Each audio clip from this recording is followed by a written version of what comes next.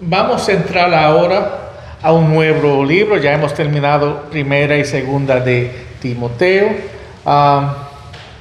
Y en estudiando el libro, hermanos, de Hebreos, le puse un título para el libro entero. Y es la clave razón de por qué esta carta, o mejor dicho, esto es un mensaje, fue escrita a la iglesia. Y puse la perseverancia a través de la persecución. Esta carta, otra vez, la razón que fue escrita es para la perseverancia a través de la persecución. Vamos a destacar eso a través de la carta. Y es importante saber por qué la carta fue escrita y a las personas a quien fue escrita la carta, porque lo que él dice da más valor o más entendimiento a lo que estamos leyendo. Amén. Y el título del mensaje de hoy es Jesús, el Rey de Gloria que habla. Y estamos cantando de Jesús de gloria hoy, pero también vamos a ver que tenemos un Dios que habla. Y Él nos ha hablado a través de la persona y una de las personas de la Trinidad, Jesucristo. Amén. Diciendo eso, vamos a abrir nuestras Biblias a Hebreos capítulo 1. Lo que tiene la Biblia de las Américas es la página 1232. Si no tienen Biblia, hay Biblias atrás de los bancos. Vamos a abrir nuestras Biblias a Hebreos capítulo 1. Vamos a ponerlo de pies en reverencia a la palabra de Dios. Y voy a leer los versículos 1 al 3. Realmente el versículo 1 al 4 es un sentence, pero el versículo 4 empieza un tema nuevo que se termina en el resto del capítulo. Vamos a tomar y leer los versículos 1 al 3. Amén. Dios, habiendo hablado hace mucho tiempo, en muchas ocasiones, de muchas maneras, a los padres por los profetas, en estos últimos días nos ha hablado por su Hijo, a quien constituyó heredero de todas las cosas, por medio de quien hizo también el universo.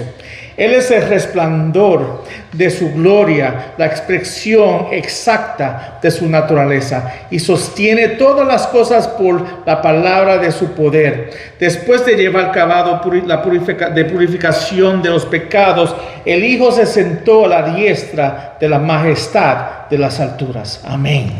Amén, hermanos. Pueden tomar asientos.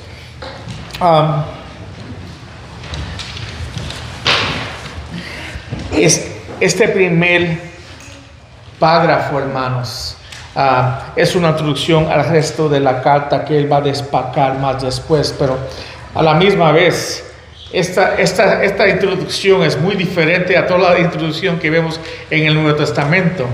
La primera cosa que tú no ves ahí es que la persona no está nombrando quién es. No sabemos realmente quién es el autor de Hebreos. Pero sí sabemos que el Espíritu Santo fue el que nos dio el libro de Hebreos. Porque el libro de Hebreos, la carta de Hebreos, es una carta que estaba en circulación de la iglesia desde el principio. De las cartas de Pablo, estaba realmente con las cartas de Pablo cuando se usaban en las iglesias. Y por eso mucha gente cree que Pablo fue el autor de Hebreos. Pero la evidencia nos deja ver que realmente no fue Pablo. El método, la persona que escribió Hebreos es una persona bien intelectual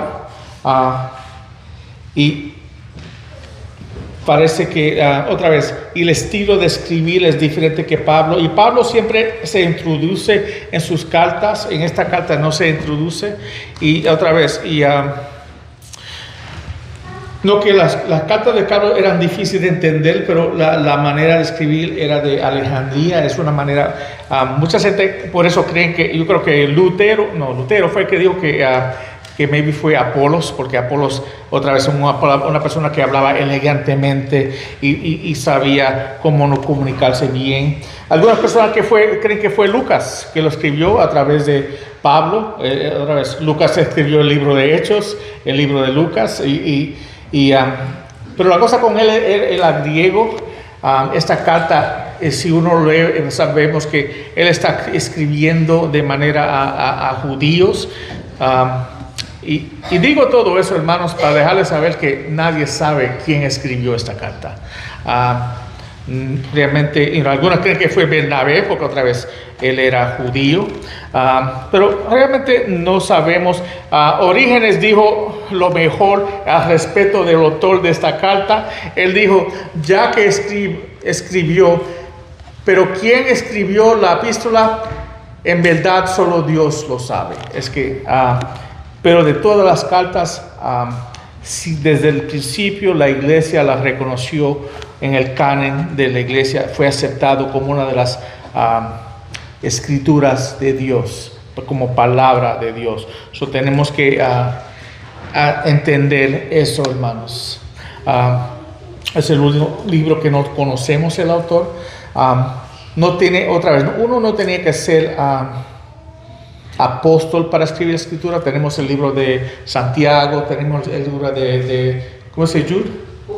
Judas, esos los dos hermanos de Jesucristo. Tenemos el libro de, otra vez, Lucas escribió 28% del Nuevo Testamento. Los libros más largos eran de él, era un doctor, ¿verdad? Vemos que no tenía que ser un apóstol, pero tenía que ser alguien cerca o directamente bajo la enseñanza de unos. Esta persona vemos en el capítulo 13 que él conocía a Timoteo. Ya tú ves que él parece que se conocían, y él Timoteo dice que estaba encarcelado. Esta carta fue escrita en Roma. Estaba Timoteo encarcelado, ya estaba esperando que saliera para reunirse con él. Parece otra vez, una persona que era conocida entre el grupo que estaba evangelizando el evangelio. Esta carta fue, otra vez, es una carta, es una epístola, pero es diferente, está escrito un estilo diferente que otras. Hay muchos que creen que esto mejor se puede llamar un mensaje. Esta carta fue un mensaje que se escribió a una iglesia. La iglesia parece que conocía el autor, porque él no pone su nombre a través de la carta. Cuando lo leemos, si lo leemos como un mensaje, tú ves que él pone el fundación aquí, y después él pasa cada capítulo destacando los puntos de vista aquí. Esta carta se escribió más o menos, tenía que ser escrita antes del año 70, porque hay muchas referencias a los sacrificios aquí, y sabemos que el año 70 Nero destruyó el templo. Desde el año 70 no se han nacido los sacrificios que hacen los judíos o los hebreos. Ya no lo están haciendo desde el año 70. Tiene que ser antes de eso. Muchos creen otra vez que están en los años 60, maybe el año 63. Realmente nadie sabe, pero sabemos que es antes del año 70 por esa razón. Y como dije ahorita, el propósito del autor escribir Hebreos era para animar a los cristianos judíos que sufrían persecución. Debido a esto, tuvieron una tentación cuando uno lee esta carta a ellos regresar a la religión de Judea. Y ellos en ese tiempo estaban siendo perseguidos. Todavía no estaban ellos siendo mártires por su fe, pero estaban sufriendo por su fe. Y muchos de ellos, es como hoy en día, no quieren ser perseguidos o no quieren sufrir por su fe. Y ellos decían, mejor me voy para atrás al judaísmo, donde no tengo que pasar tanto sufrimiento y vive una vida feliz, ¿no? Esta carta él está escribiendo, está escrito a hebreos y todo ese grupo de judíos cristianos, pero tenemos que entender, él está escribiendo no todo judío cristiano es creyente. Yo creo que MacArthur lo divide en los... Hay cristianos judíos, hay cristianos que se creen judíos y hay personas otra vez que no son nada. Y por eso se ve en toda iglesia hoy en día, ¿verdad? Hay los que son creyentes, hay los que se creen que son creyentes y también hay personas que vienen y no conocen a Dios. Él está escribiendo esta carta, pero mayormente está escribiendo de manera a los creyentes judíos. Y digo eso porque vamos a ver diferentes referencias en esta carta de personas que se desvían del Señor. Y hay muchas personas que hoy en día tratan de usar esos textos para decir que la salvación se puede perder. Y especialmente capítulo 6 es uno que todo el mundo, cuando lee el libro de Hebreos, ¿qué tú crees del capítulo 6? Y es una pregunta, pero el hebreo se tiene que leer con una carta entera y en su contexto entero. Y no solamente sacar pasajes para hacer un punto.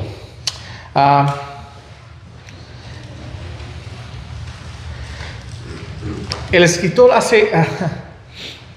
nos muestra que la antigua fe de los judíos se ha cumplido en Jesucristo. Y una palabra que se usa mayormente en esta carta es la palabra mayor. De hecho, la palabra clave de Hebreos es mayor. Cristo tiene un nombre mejor. Cristo tiene un nombre mejor que los ángeles, vemos en el versículo de 1:4. Se esperaban mejores cosas de los cristianos en Hebreos 6:9. Melquisedec era mejor que Abraham en el 7:7. Los cristianos tenían una mejor esperanza en Hebreos 7:19. Jesús es el mediador de un mejor pacto en Hebreos 7:8. Los grandes héroes de la fe esperaban una patria mejor y una resurrección mejor en Hebreos 11. También quisiera darle un repaso, hermanos, de cada capítulo de esta carta, otra vez para que tenga una fundación. Y que es lo que realmente quiero hacer hoy. No estoy tanto predicando, pero explicando y dándole una formación, una fundación a ustedes de esta carta. Pero terminando con lo mejor, él está otra vez en el punto de vista que él está escribiendo a personas que están siendo perseguidas y que están pensando salirse de la fe o de lo que ellos conocen. Él les dice, pero Jesús es el mejor rey, Él es el mejor sacerdote.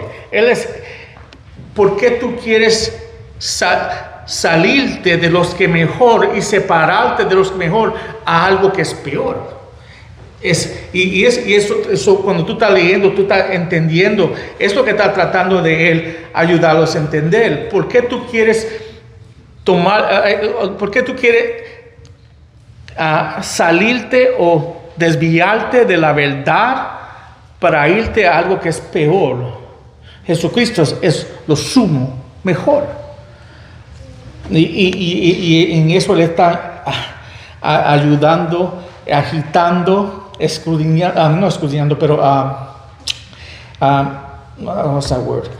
otra vez, profundamente empujándolos a ellos, guiándolos a la verdad, exijándolos a ellos. Otra vez, Jesucristo es el camino mejor.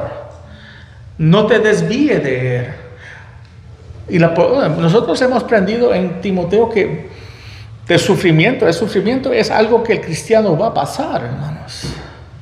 Eso es lo que nos madura y nos hace crecer y nos refina a ser la persona que Dios quiere que hacemos, imitarlo a Él. Amén. Vamos a mirar el imagen más grande de esta carta y voy a repasar rápidamente cada capítulo y el mensaje central de cada capítulo. Otra vez, esta carta es grande en la cristología, la enseñanza de Jesucristo y es tan bella cuando tú lo estás leyendo y tú ves que la persona que escribe esta carta tiene una manera de escribir y una manera de hablar bien profunda. Teológicamente es maybe una carta más rica en la manera que escribe, pero yo creo que cada uno de nosotros podemos crecer profundamente más en nuestro conocimiento de Jesucristo y amarlo más a Él por lo que Él hizo por nosotros. Amén.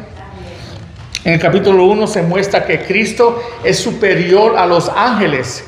Él creó todas las cosas y las sostiene con su palabra y con su poder.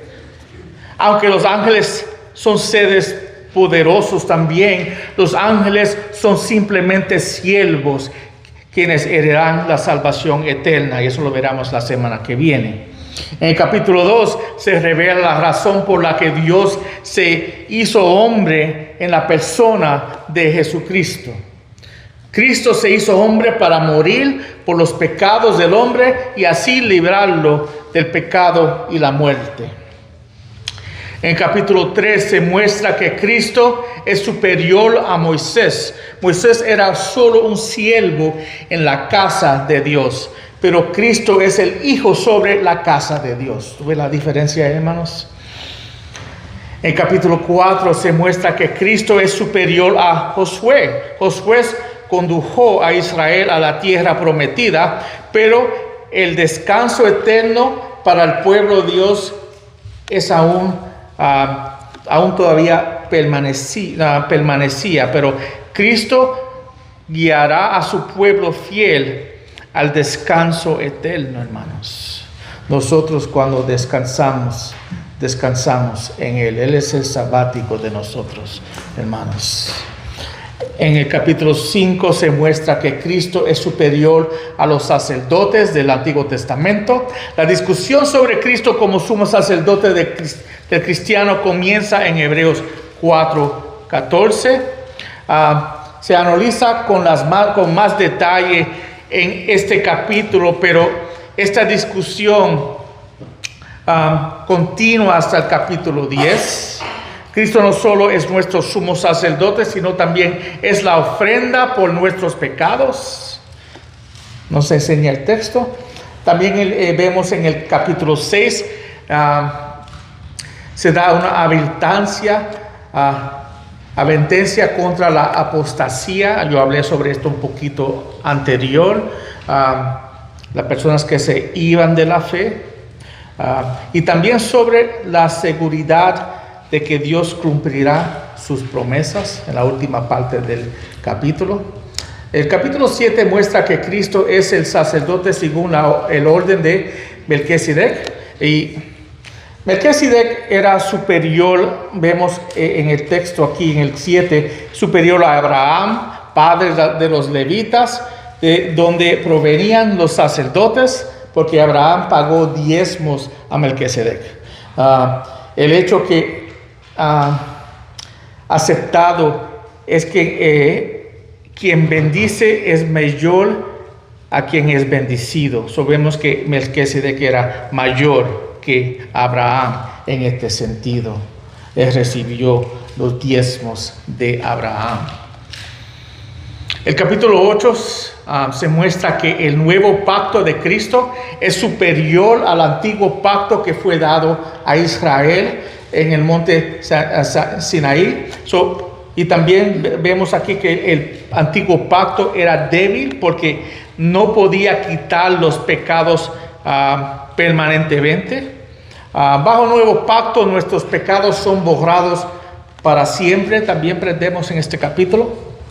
Capítulo 9 nos dice que Cristo es la ofrenda por nuestros pecados, así como nuestro sumo sacerdote. Él nos ha dado su nuevo pacto. En el antiguo pacto dado a Israel, en el monte Sinaí se consagró con sangre de animales. El nuevo pacto de Cristo es superior al antiguo, pues fue sellado con la propia sangre de Jesucristo. Capítulo 10 muestra que el sacrificio de Cristo es superior a las ofrendas por el pecado realizadas bajo el antiguo pacto. Esos sacrificios de animales tenían que realizarse una y otra vez. No podían quitarle el pecado permanentemente. Solo servían como recordarios del pecado años a través de año. Sin embargo, el sacrificio, hermanos, sin embargo, el sacrificio de Cristo, de su propia sangre, se realizó una vez y para siempre. El 11 es uno de los capítulos más conocidos de toda la Biblia, ¿no? Habla de los héroes de la fama, habla de los héroes de la fe. Se llama el Salón de la Fama de los Héroes de la Fe. Gracias a su fe en las promesas de Dios, estos grandes hombres y mujeres de Dios tuvieron victoria a través de muchas pruebas y tentaciones.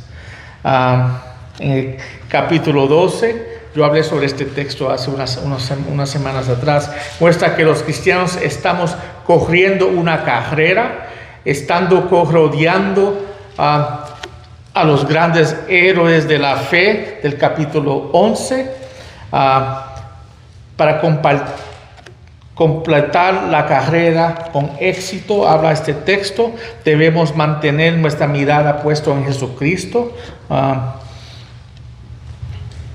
Y el 13, que es el último, concluye con varias exhortaciones a la fidelidad. Hebreos es un gran libro de fe, hermanos. Presenta a Jesucristo como la última palabra de Dios para la humanidad.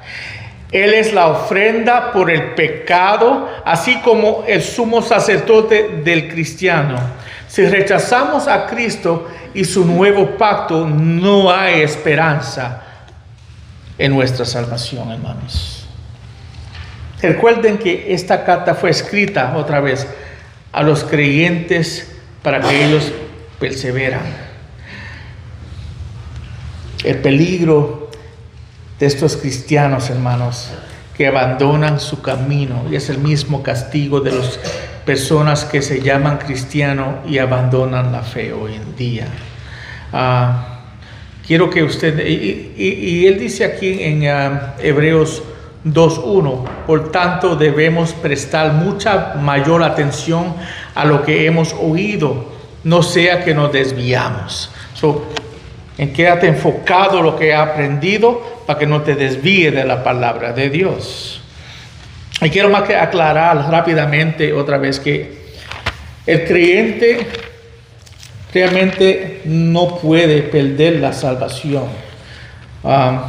Nosotros podemos desviarnos un rato, pero la salvación, el creyente es la persona que persevera hasta el final. Tenemos que entender eso, hermanos. Y cuando leemos cosas así, no creer que si yo me porto mal, o si digo una palabra mal, o si tengo un pensamiento malo, pierdo mi salvación. Es que la palabra nos enseña eso, hermanos.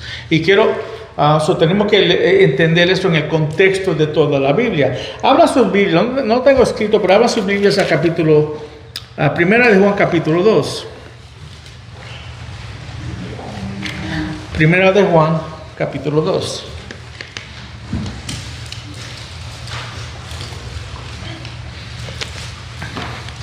Aquí dice la palabra de Dios.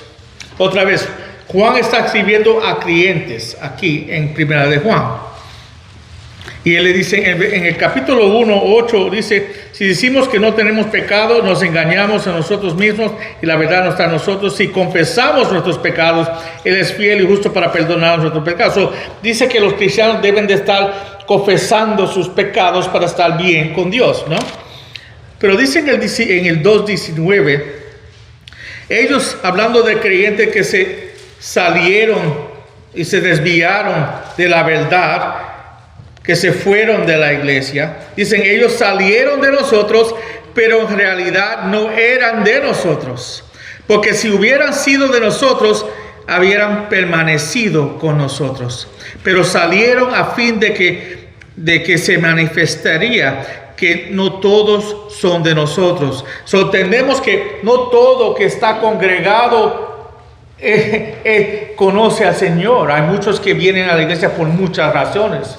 Pero si uno se va por otra vez y abandona a Cristo, dice que la palabra de Dios que nunca era de nosotros. Y yo creo que lo aclara mejor en el 20, donde dice: pero ustedes tienen la unción del Santo, y todos ustedes lo saben. Pero ustedes que son creyentes tienen la unción de Dios, tienen el Espíritu Santo morando en ustedes, y ustedes lo saben. Y usa la palabra aquí, que el creyente persevera. El creyente siempre va a perseverar. Así es como tú conoces los verdaderos hijos de Dios y los que no son hijos de Dios. Los creyentes siempre van a perseverar hasta el fin. Los que no son creyentes, otra vez, por una razón u otra, se van a desviar. Pero tenemos que conocer que estas personas nunca eran hijos de Dios. Amén. Ahora vamos a entrar, hermanos, al capítulo 1. El punto 2 tengo anotado ahí: se habló de la revelación de Dios desde el viejo pacto. Se habló de la revelación de Dios desde el viejo pacto. Y el versículo 1 dice: Dios, habiendo hablado hace mucho tiempo, en muchas ocasiones y de muchas maneras, a los padres por los profetas. Hebreos 1:1, hermanos, comienza con las palabras: Dios habiendo hablado hace mucho tiempo. Nuestro Dios es un Dios, vemos aquí, es un Dios que habla. No es un Dios mudo, es un Dios que habla. Y ha hablado a los profetas, en este texto aquí, ha hablado a los profetas de diversas maneras en modas en el Viejo Testamento. Él habló a través de todos los profetas, aquí incluyendo a Abraham, a Moisés, a todos los autores y todas las personas en diferentes maneras y modos en el Antiguo Testamento. Los profetas del Antiguo Testamento fueron grandes hombres de Dios y hombres de la fe. Leímos eso en el capítulo 11, ¿no? Eran hombres que Dios le habló y que Dios confió su mensaje a ellos. Pero por lo grande que fueron los profetas del Antiguo Testamento,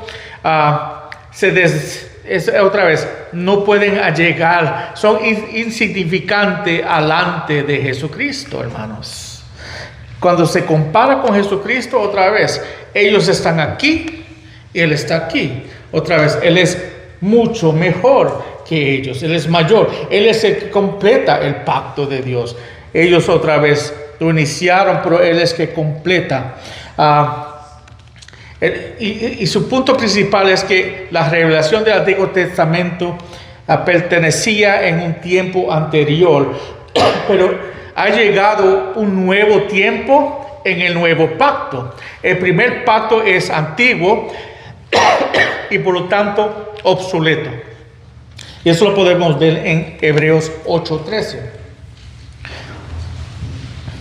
Hebreos 8:13 dice: cuando Dios habla de un nuevo pacto, quiere decir que ha hecho obsoleto el primero, el cual ha caducado y pronto desaparecerá, hermanos.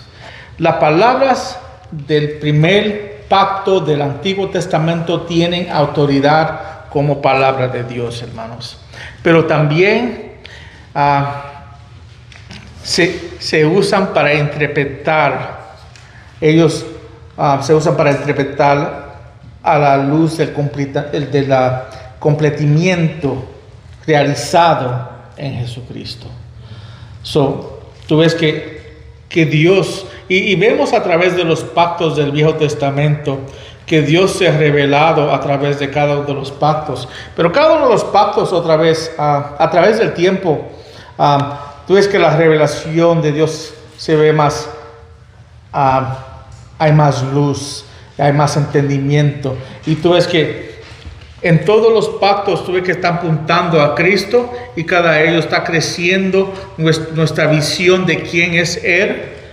Pero hasta el nuevo pacto no se revela enteramente. El viejo pacto nos revela el nuevo pacto. Y Jesucristo es el cumplimiento del nuevo pacto. Y lo vemos aquí, dice, en el tercer punto, se ha hablado la revelación de Dios en los últimos días por su Hijo. En esos últimos días nos ha hablado por su Hijo, a quien constituyó heredero de todas las cosas, por medio de quien hizo también el universo. En este versículo el autor contrasta los dos periodos de tiempos diferentes. Lo que ocurrió hace mucho tiempo entre los padres y los profetas en los primeros días y que ha ocurrido ahora en Jesucristo en estos últimos días, dice aquí el texto, que comenzó después de la resurrección de Jesucristo. Que el nuevo pacto comenzó después de la resurrección de Cristo y la entrada a la iglesia, como la conocemos hoy en día. La iglesia comenzó después de la resurrección y ascensión de Jesucristo.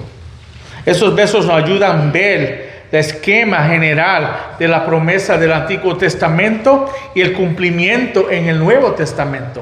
Como el escritor de Hebreos demostrará en detalle en los próximos capítulos cuando los leemos. En el Nuevo Testamento cumple el Antiguo Testamento.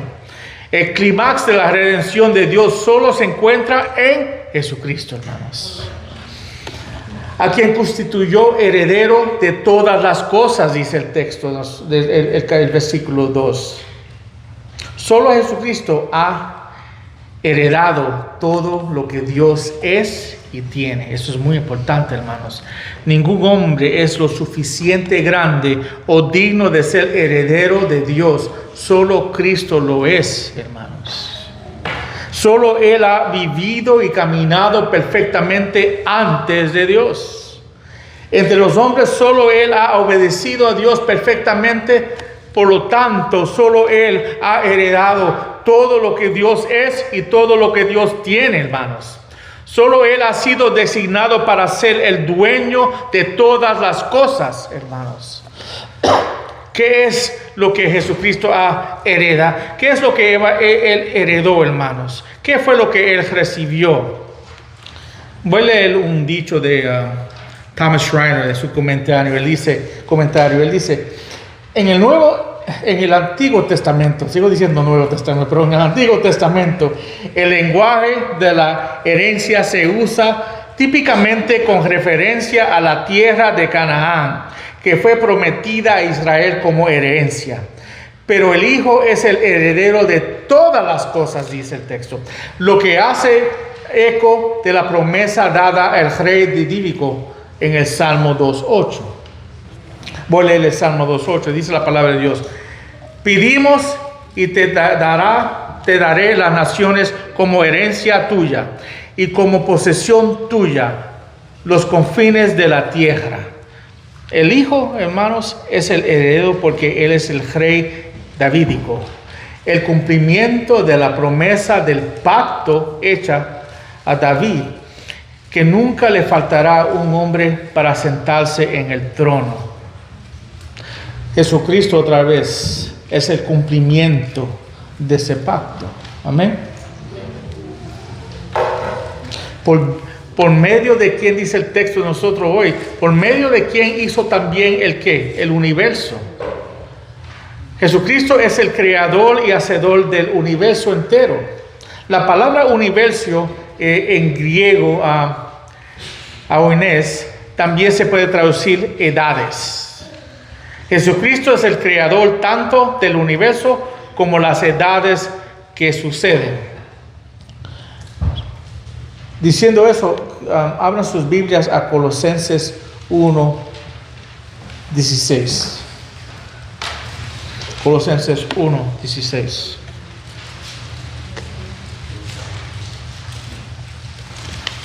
Y esto confirma lo que está diciendo este texto. Dice aquí: porque en Él fueron creadas todas las cosas, tanto en los cielos como en la tierra, visibles, invisibles, ya sean tronos o demonios o poderes o autoridades, todo ha sido creado por medio de Él y para Él. Amén, gloria a Dios, ¿no?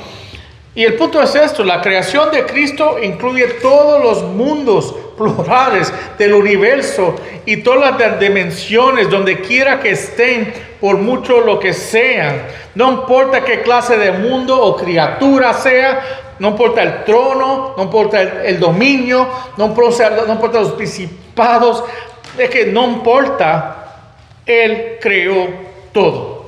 No hay nada en la existencia que Él no haya creado. Amén. Después vamos al punto 4. Dice, Él vio la supremacía de la revelación final de Dios.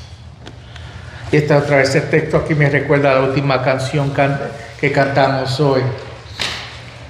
Dice aquí, Él es el resplandor, el versículo 3 dice, Él es el resplandor de su gloria y la expresión exacta de su naturaleza,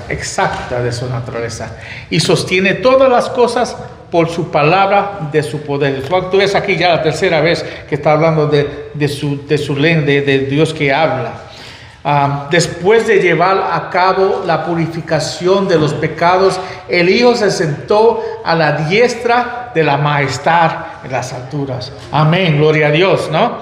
El versículo 3 es una exposición de cómo el Hijo nos revela al Padre. La idea de resplandor, la palabra, se basa en la noción de la gloria Shekinah, o Shekinah, gloria de Dios, la gloria Shekinah de Dios. En el Antiguo Testamento, la Shekinah, gloria de Dios, era una gloria brillante, visible, que demostraba la majestad de Dios, como en Éxodos capítulo 40, lo podemos ver en el 40, del 34 al 35, Éxodos 40, 34 al 35, dice, entonces la nube cubrió la tienda de reunión, y la gloria del Señor llenó el tabernáculo. Moisés no podía entrar en la tienda de reunión porque la nube estaba sobre ella y la gloria del Señor llenaba el tabernáculo. Esa es la Shekinah, gloria de Dios. También se puede ver en la dedicación del templo de Salomón en Primera de Reyes, capítulo 8, versículos 10 al 11, donde dice la palabra de Dios. Y sucedió que cuando los sacerdotes salieron del lugar santo, la nube llenó la casa del Señor. Así que los sacerdotes no pudieron quedarse a ministrar por causa de la nube, porque la gloria del Señor llenaba la casa del Señor. Nuestro texto dice que Jesucristo es el resplandor de su gloria. Mirar a Cristo es la manera de ver más plenamente la gloria de Dios. Él es resplandor de Dios. Además, Cristo es la expresión exacta de la naturaleza del Padre, dice el texto. Cristo comparte la naturaleza divina con el Padre como segunda persona de la Trinidad. Cristo es la representación exacta de Dios, porque son de la misma esencia divina, hermanos. Y Él sostiene, dice el texto, las cosas por la palabra de su poder. El Hijo no solo es el agente activo de la creación, sino que también es activo en la perseveración de la creación. Él sostiene todas las cosas por su poderosa palabra. Si el Hijo dejará de querer sostener el universo, nos destruyéramos en un segundo, hermanos. Él nos sostiene con su palabra, hermanos. Él tiene el poder de crear y también tiene el poder de perseverar, hermanos. Y Él nos está perseverando hoy en día. Hebreos nos dice que el Hijo posee este tipo de poder. ¿Cómo yo me puedo desviar de esto? ¿Cómo es que yo me voy a dejar de esto? Esto es tan glorioso y tan grande, tan majestuoso, ¿no, hermanos? ¿Cómo uno puede pensar en dejar y desviarse del camino del Señor? Y sigue diciendo en el versículo 3, después de llevar a cabo la purificación de los pecados. Otra vez, la palabra purificación aquí no es la que estamos acostumbrados a cuando estamos hablando de los evangelios. Esta palabra habla de la obra de sacerdote o sacerdocial de Cristo y nos recuerda del sistema de sacrificios del Antiguo Testamento. El resto de Hebreos, particularmente los versículos 9 y 10, va a destacar lo que está diciendo aquí y va a tener más significado para nosotros en la purificación nuestra. El autor también introduce el término aquí para preparar los lectores otra vez para su argumento más después. Y él termina con estas palabras. En el versículo 3 dice, el Hijo se sentó a la diestra de la majestad de las alturas. La última afirmación que destaca la autoridad real de Cristo. Estar a la diestra y la derecha de alguien, estar en lugar de favor o autoridad. Que Cristo esté en la derecha o la mano derecha de la majestad celestial significa que está por encima de todos los poderes, todos los gobiernos de todas las edades, hermanos. El lugar de Cristo en el cielo es a la derecha de Dios. Esto alude también a su labor como intercesión por nosotros. Él está ahora mismo intercediendo. Dice Primera de Juan que Él está intercediendo por nosotros yo creo, vamos para atrás, Primera de Juan. En el fin del 1, en el principio de 2. Dice, hijitos míos, escribo estas cosas para que no pequen. Y si alguien peca, tenemos abogado. Y la palabra se puede también introducir como intercesor. Tenemos un intercesor para que con el Padre, a Jesucristo el justo. Él mismo es la propiciación de nuestros pecados y solo por nosotros, sino también por el mundo entero. Entonces, Él es nuestra intercesión, Él es nuestro abogado. Él está otra vez peleando por nosotros. Dice aquí, Romanos 8:34, ¿quién es el que condena? Cristo Jesús es el que murió, sí, más aún el que resucitó, y el que además está a la diestra de Dios, el que también intercede por nosotros. Otra vez, qué bendición saber otra vez que nuestro Jesucristo es Dios. Él vivió como hombre, pero Él es Dios. Y ahora mismo está sentado en su trono, hermanos, gobernando este mundo. Él es todopoderoso, hermanos. Él es todo glorioso. Otra vez, teológicamente es algo difícil para mí entenderlo, recibir.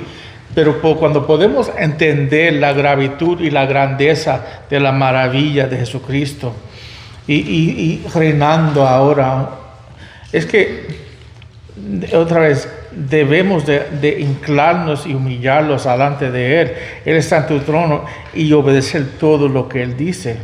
Y otra vez, Él está abriendo y tirando esto como el comienzo de su carta o mensaje a la iglesia, otra vez con el punto de vista, esto es la realidad de lo que tenemos. Tenemos a Cristo, Él es todopoderoso, Él ha creado todo, Él ha hecho todo, Él cumplió todo, Él es cumplimiento del nuevo pacto. Y ahora está sentado, Él cumplió todo y ahora está sentado en su trono. ¿Cómo tú vas a dejar esto para algo peor? ¿Cómo uno puede hasta pensar o tener ideas de dejar su camino en el Señor? Y estoy seguro que hay muchos que piensan así. Esto es muy difícil.